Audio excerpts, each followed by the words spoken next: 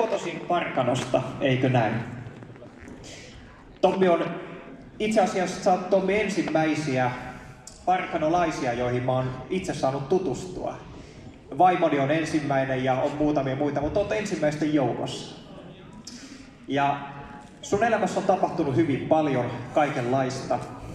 Ja jotenkin kun mä katson sua ja mietin tai tiedän sun elämästä jonkun verran, niin jotenkin se mikä ajatus itsellä tässä on, niin on se, että sä oot nyt tässä, seisot siinä, on Jumalan ihme. Näin voi sanoa. Ja tästä varmasti Tommi saa nyt seuraavaksi kertoa lisää. Ole hyvä, Tommi. Joo, kiitos. Ja Jumalan siunausta kaikille ja mukava nähdä, vaikka näiltä valoilta ei hirveästi sinne näykään, mutta mukava nähdä nuoria täällä. Tultiin Parikkalasta vaimon ja pojan kanssa, tuolla mun rakas vaimo ja pieni Toivopoika, kuka on tulossa lavalle näköjään myös, niin mikä on suuri Jumalan ihme myös. Mä oon rukoillut tosi muutaman päivän, että mitä mä täällä puhuisin ja että miksi Jumala ennen kaikkea mut tänne lähetti, koska ei muuten vaan ajelen 500 kilometriä tuolta. Mutta vähän alustuksessa ajattelin kertoa, että meillä on siellä Parikkalassa narkomaanikeskus, mitä me vaimon kanssa vedetään meidän seurakunnan, Elävä Toivo seurakunnan Jumalalta saama näky. Se on kristillinen päihdekuntoutus. Niin ollaan saatu vaimon kanssa nähdä siellä ja monien muiden kanssa elämän ne karut kasvot, kun ihminen tulee sieltä ei pohjalta, vaan mennyt vielä sen pohjan läpikin.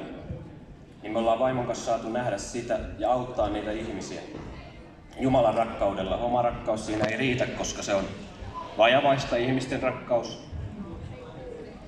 Ja ennen kaikkea siksi varmaan tää on nuorille tilaisuus, koska me kaikki ollaan, minä ja vaimo ja muut niin sanotusti vanhemmat, mutta tämmöiset yli 30 sanotaanko, niin oltu nuoria ja meidän elämä ei ollut niin ruusuista silloin.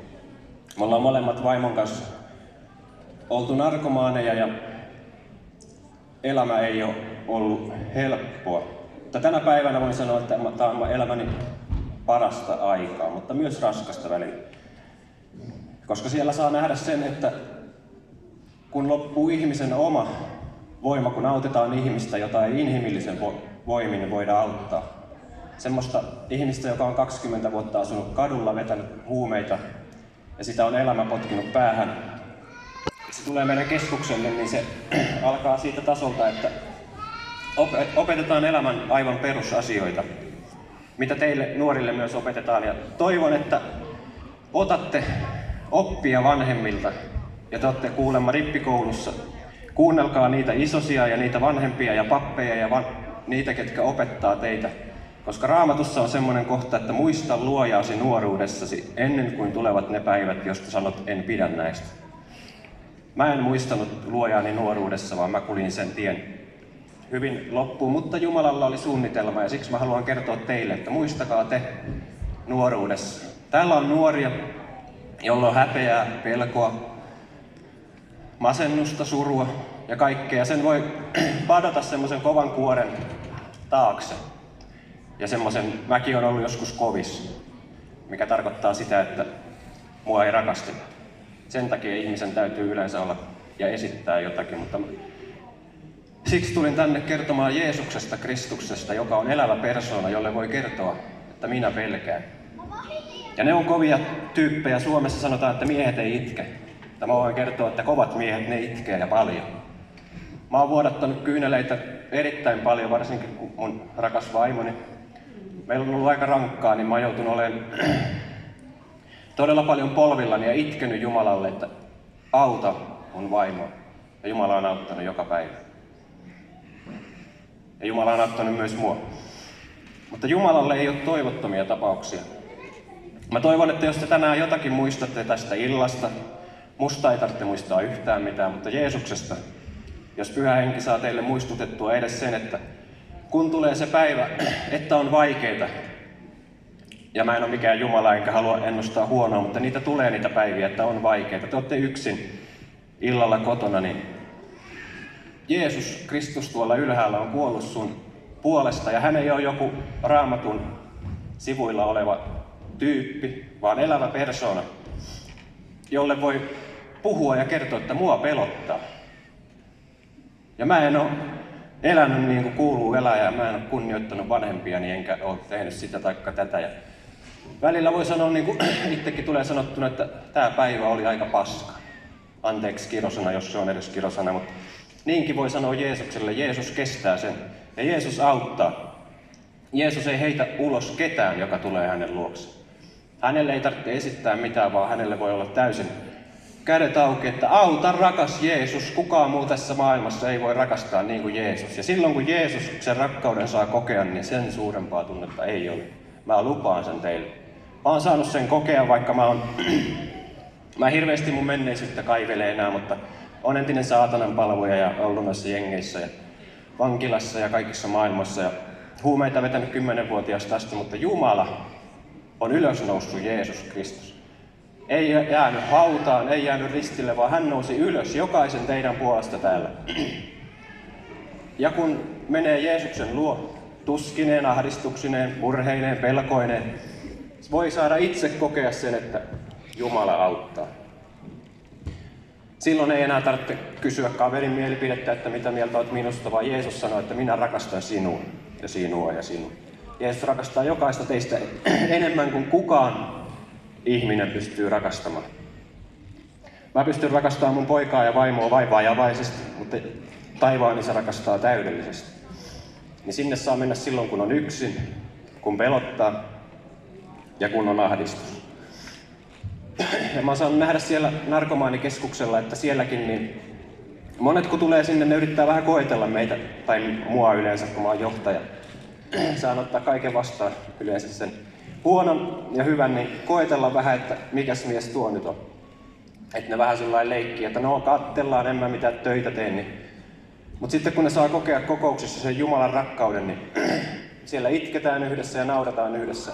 Entiset linnakundit ja naiset, jotka on 20 vuotta tai pidempään käyttänyt huumeita ja aineita. Ja meillä on nyt ohjaajana yksi Taija, joka käytti 10 vuosia heroiinia ja kaikkea. Niin se tänä päivänä hyppii ja pomppii ja kiittää, että Jeesus on paras ja Jeesusta voi seurata. Niin sitä ei voi tehdä kuin Jumala. Mutta siksikin myös haluan teille puhua ja olla tässä, ettei tarvitsisi välttämättä kulkea sitä niin syvää pohjaa läpi. Ja siihen on ihan perusohjeita, että kuunnella ihmisiä. Tänä päivänä, kun mä en ole kuunnellut nuoruudessa ihmisiä, niin tänään mä yritän kuunnella niitä, ketkä on jo elänyt tätä elämää, koska ihmiset, ketkä neuvoo meitä, niin ne ei ole niin kuin meidän vanhempia, nuoret varsinkin. Ne on yleensä niitä ärsyttäviä, mutta ne yrittää rakastaa vajavaisesti, mutta yrittää. Mutta lähinnä mulla on se sana ollut koko viikon oikeastaan sydämellä, että muista luojaasi nuoruudessa ennen kuin tulevat ne päivät, joista sanon, että en näistä pidä. Koska meille jokaiselle tulee ne päivät, ja vielä tulee mullekin ne päivät, kun mä sanon, että näistä päivistä mä en pidä. Mutta silloin mä tiedän, että mun kanssa on Jumala. Kaikki valtias Jumala, joka on luonut ihmisen omaksi kuvakseen, mutta me itse tehdään siihen monia mutkia siihen elämään. Ja nyt kun te olette rippikoulussa, niin tai missä ikinä olettekaan, mutta ne, ketkä on rippikoulussa, niin kuunnelkaa oikeasti niitä ihmisiä.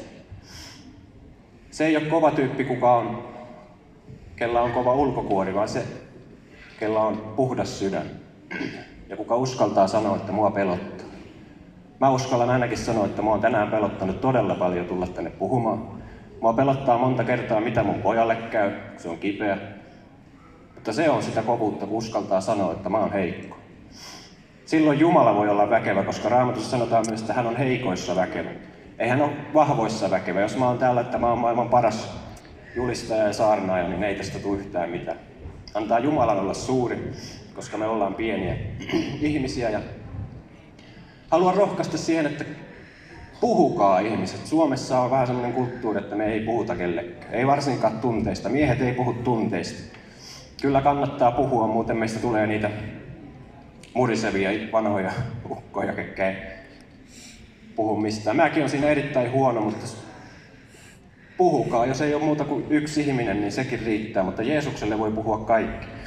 Jeesukselle voi kertoa aivan kaiken, huolet, tuskot, murheet, lankeemukset. Aivan kaikkia Jeesus kuulee. Hän ei heitä ketään pois.